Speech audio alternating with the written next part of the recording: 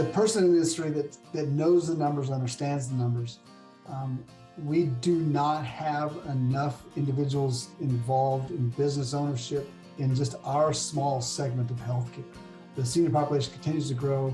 Look at any statistic that shows the growth of the senior population, and that alone says your market pie is almost exponentially going to be growing in the next 20 years. So, and there's not a lot of businesses that can say 20 years in the future, we're going to be double the size or triple the size we are today, just in market growth alone. The following is brought to you by Thryv, the end-to-end client experience platform that helps you get the job, manage the job, and get credit.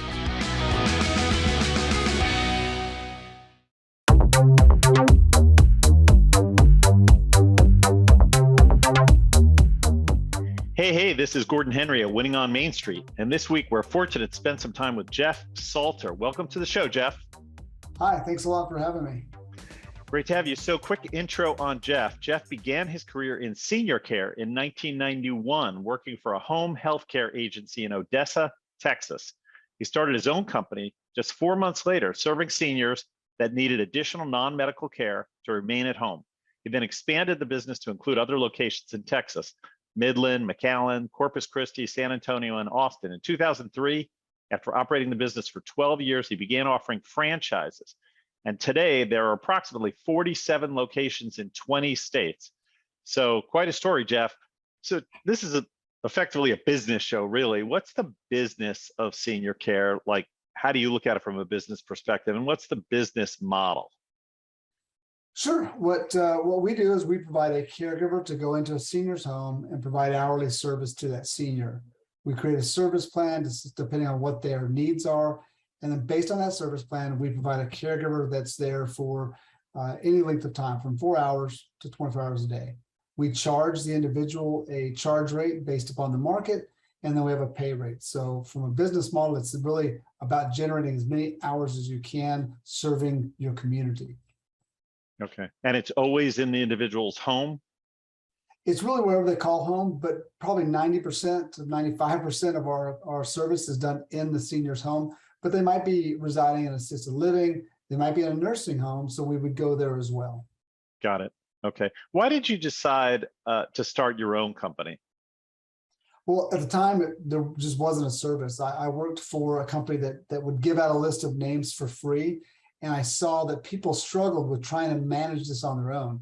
If the individual's kids were living somewhere else, they were hundreds of miles away, trying to coordinate care, make sure mom and dad had someone. If someone didn't show up, they were left without service, and they'd call back another free name. And I saw that there might be an opportunity here to help coordinate that, because they definitely needed help with it. It wasn't something that's easily managed by an individual. And today it's still the same, even though we can dial and get an Uber really easily on our phones. Getting service and consistent help at home is really a challenge, even with all of the websites and technology that's available. So people still need our type of services, someone, man in the middle, if you will, to help coordinate that process. So as you evolved from those early days where you were just starting out to now 4 decades later, when you think about sort of the growth of your company, how did you expand? What was that journey like? I often say, I refer back to that 20-year-old, because most of us at 20 aren't thinking about building a business. I certainly wasn't initially at 20. I didn't say, let's wake up and do this. But as I started the business and it began to become successful, I really felt that it was something I could do anywhere. And I had an offer to go work with a company on consulting in McAllen, Texas, which from Odessa to McAllen is about an 8-hour drive. And so I went to McAllen and saw that the market existed there as well. And so I started an office there. And so I had 2 locations. Then I realized that it worked in those 2 places. I want to try it in a mid-sized metropolitan city of Corpus Christi, Texas. And then finally in 96, I wanted to test it out in a metropolitan city with over 1 million people, because I still didn't know if it was just something I got lucky doing, if I just had a knack, met the right people. And I knew going to San Antonio meant that I would go to a place I'd never lived before, never really been except driving through. and see if it worked. And we had tremendous success in that first year in San Antonio. At that point, I knew I could really do this anywhere. I just had to figure out how to expand and grow the business to add locations. Okay. And when did you get into franchising?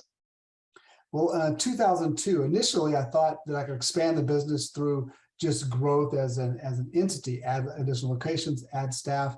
I quickly found that that was going to require a lot more infrastructure costs than what I was expecting. And it put all that burden on myself to be able to raise the capital to be able to do it and all the risk that was there. I knew the concept worked. I'd proven it over and over again. Actually opened up a location in Austin, Texas, and then Fort Worth, Texas, but eventually still thought that there's got to be a better way. A few years earlier, I'd heard of a company that had been doing franchising in our space and looked at that and found that there were multiple companies doing franchising in the space. So then I said, maybe that's the route to go. So in 2002, I worked hard to create our franchise offering and really package the business up. We found it to be relatively straightforward to become a franchisor, mainly because we were running multiple locations already. So we already had systems in place that most companies didn't have, and we had processes to get the job done in a way that was very efficient, and it just made a lot of sense for our early franchise owners as it does today. Right. So who are your franchisees and what's the process of becoming a franchisee? So the great thing about a business like ours is there's not a specific mold that fits perfect with an individual says, well, if you've done this, then you're going to be a perfect caring senior service franchise owner. It's really individuals that have a heart to and a desire to impact others' lives. That's a little bit of a calling, but also about people that want to do that, have an impactful business, but also want to look at an investment that makes a lot of sense. So it doesn't, just like I, as that 20-year-old kid, didn't have an affinity for the elderly. I wouldn't have some reason that something that happened. I just saw the business opportunity that could be had. Same thing for people today. They're able to look at this as a business opportunity if they want to really invest in and put their time into it. We have a system that allows anyone to operate. Either they can operate in the business directly as an agency director or marketer, or they can work on the business and be hiring staff and have that staff implement the business model. Today, I still own and operate 5 locations. One of our business partners has additional 2 locations. So we are truly living that model, which is owning a business, having other people manage it day in and day out for us, yet ensuring that we're delivering a high quality service to the seniors in those markets. What's the economics of being a franchisee? Say one of our listeners hears this, is interested in becoming a franchisee. How much money do they have to be able to put down in order to get the franchise? And then what's the expected income in the first year, second year, and so forth? Yeah, so there's an initial investment, the franchise fee involved of $45,000. Then we have a spend that's expected in the first 6 months of the business. And then from there, it's really a matter of them attaining clients at the local level. We teach them how to do all of the marketing in the business. We have a tremendous online presence that helps really generate referrals that way.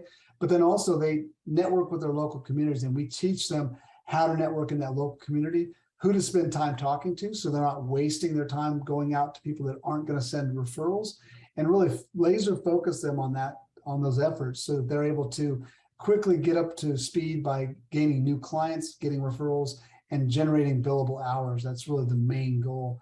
And we're holding their hand the entire way. We have a online training that happens at the very beginning. Then there's an in-house training coming to San Antonio, spend some time with us. And then after that, we go out in the field with them to help teach them how to run the business at that local level. And then we've got just ongoing support. We're really proud of the fact that we've done all of that, but also in our technology, we've developed our own software to be able to help them manage every aspect of the business and give them all the tools they need to really do what we want them to do, which is being out focused on clients and focused on their staff and not worried about what are the inner workings of the business. We've kind of taken all that and resolved most of it through the software. You recently made a major journey to call attention to the senior care industry. You did it on an e-bike, right? So tell us about your journey. Yeah, so I in 2021 decided to celebrate 30 years of our business being open, and I decided to ride my electric bike to every location in the system. So I rode to, in the end, over 49 locations to each office and visited the office, met the teams and staff there, And along the way, we raised money and raised awareness about the needs of seniors in general, trying to encourage individuals to get involved in our industry, get involved in senior care, focusing in that area. I was really trying to get people to think about technology and how they could advance technology to help seniors age in place, but also about people that want to start their own business and understand that seniors, we're going to need a lot more business owners in the future just to serve all the seniors that are coming into the market. And that's something that was really an important part of the message. Really good for the company, good for us to get out, and good for me specifically as a CEO and the founder to meet and see everybody. That was a fantastic personal journey on that side. But then just to see the enthusiasm of all of our organization and just the general public. I met so many people just along the ride that were encouraged and really excited about what we're doing, that we're willing to give and help out. But just raising that awareness was fantastic. Terrific story. So when we come back, we're going to hear about Jeff's thoughts on what he would tell future entrepreneurs. Stay with us. This episode of Winning on Main Street is brought to you by Thryv, the end-to-end client experience platform that includes everything small business owners need to meet their customers' expectations. Thryv's award-winning and fully mobile interface delivers technology previously reserved for big business to the fingertips of small business owners nationwide. Thryv's built specifically for small business, but there's nothing small about what it can do. Thryv handles your entire customer experience, helping business owners reach more customers, stay organized, get paid faster, and generate online reviews, all from a single device or screen. To learn more about Thryv, visit winningonmainstreet.com and click on Get a Demo. When it comes to software to run your business, there's no comparison. Check out Thryv today.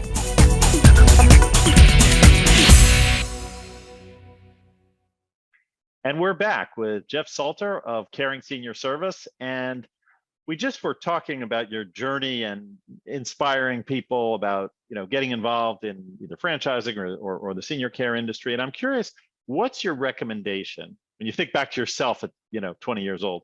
What would be your recommendation for an entrepreneurial person thinking about starting a business or joining a franchise that you're passionate about? What would be your words to them? Well, I think it's been said over and over again about individuals when they're deciding to work for themselves is to find that thing that they actually can really get behind and believe in. And if you can believe in it, you might become passionate about it if you're not necessarily yet passionate about it. But if you believe in it, then you can get there. If you don't believe in it, you're never going to get there. And there's a lot of people say do things you're passionate about. I definitely agree with that, except there's some things that I'm passionate about that I don't think would ever gain me the wealth that I might feel like I need or the legacy that I want to leave. So for me, it's about really building a business that is something I can build for my family. And but I'm super passionate about what I do. I love what I do, and I think that everyone if you're going to be an entrepreneur and you're going to go into business ownership, don't do it in anything that you're not really excited and believe in, because then you're just buying yourself a job. Yeah, great point. So I'm curious, are there still big opportunities in senior care? Is this an area where you think it's still growing and there's still opportunities like you had 20 or 30 years ago?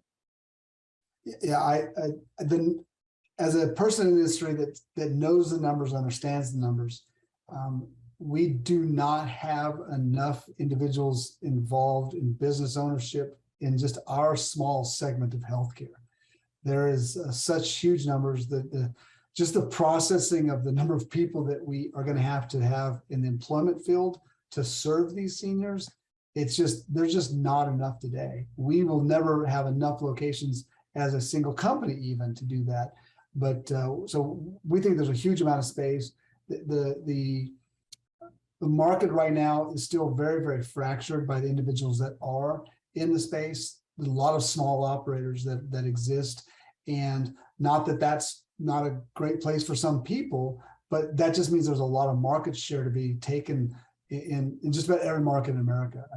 We look at places where there's competition already, and we're happy to go into those markets because we think that there's just enough room. the senior population continues to grow. Look at any statistic that shows the growth of the senior population, and that alone says your market pie is almost exponentially going to be growing in the next 20 years. So, and there's not a lot of businesses that can say 20 years in the future, we're going to be double the size or triple the size we are today, just in market growth alone. So for me, yes, it's absolutely something people should get into, and there's no saturation exists.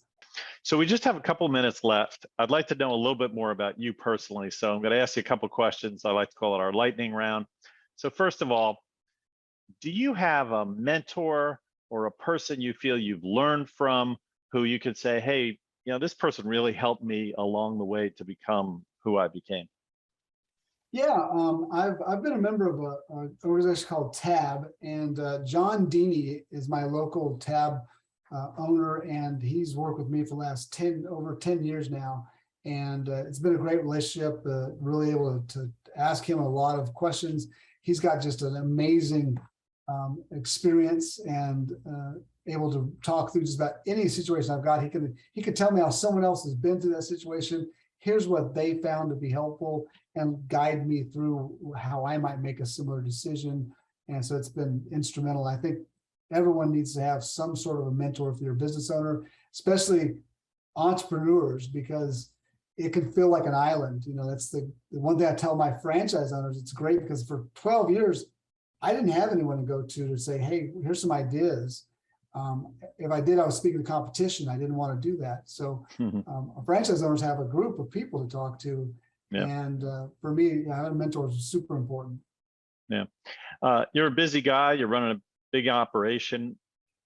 What's your secret to managing your time? How do you think about, your time, organizing your day, making sure you get everything in that you want to? Yeah, I'll fully admit that I don't have a great system for that personally. That's one of I have some weaknesses, and that's one of them is managing my time really well. It's what I try to make sure I do is look at my calendars in the morning, make sure I get prepped for the day, and then throughout the day try to make sure that I'm just going through, make sure I've met those. Do you have a favorite hobby or pastime when you're not working?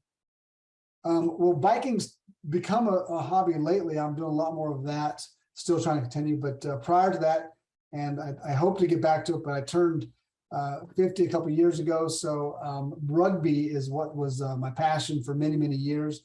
A local rugby team here, spent a lot of time playing rugby and enjoying that, and got to do a lot of traveling with that sport. So for me, from activity wise, but just pretty much anything gets me outside is what I enjoy doing. Last question. Do you have a favorite famous person or celebrity, anybody you sort of think is, who you model yourself after, or just who you think is a great person? I'd say no there. I don't really tend to look up to celebrities in that sense. I definitely try to see what people are doing and model what I see in the good. Little interesting. I get often stopped along the day if I'm out and about, at the cash register, on a train, on a plane. People often tell me I look like Kevin Costner, which is I've been stopped multiple times. So from a celebrity, not necessarily my favorite celebrity, but I happen to look just like him, or so people say. So that's my only. That's a pretty good compliment, I'd say. So you should take that and feel good about that one. Yeah, it's not bad, especially since been made some more. His career lately has been doing really well. So he sure has got that Yellowstone going. So just to finish up, Jeff, how should people who are interested in maybe getting involved with you or caring senior service or just in this field, how should they learn more about you and what you're doing and maybe get in touch with you? I think it's the best to learn more about our company is to go to caringseniorservice.com or caringfranchise.com, either of those two sites, to learn more about the franchise opportunity, learn more about what we do as a company. I think that's easiest. And then on both those websites have all of our contact details, and they can reach out to us. I'm often available to people also if they want to reach me out, find me on LinkedIn, and I'm happy to to talk to anybody directly. Awesome. Well, thanks for coming on our show, Jeff. It's great to hear your story and really appreciate having you here on the show. Yeah, enjoyed it. Thank you so much. Really appreciate the time, and I look forward to it. Thanks also to our producer, Tim Alleman, and our coordinators, Diet Barnett and Daniel Huddleston. And if you enjoyed this podcast, please tell your friends, colleagues, and family to subscribe, and please leave us a 5-star review. We'd really appreciate it. It helps us in the rankings. Until next time, make it a great week.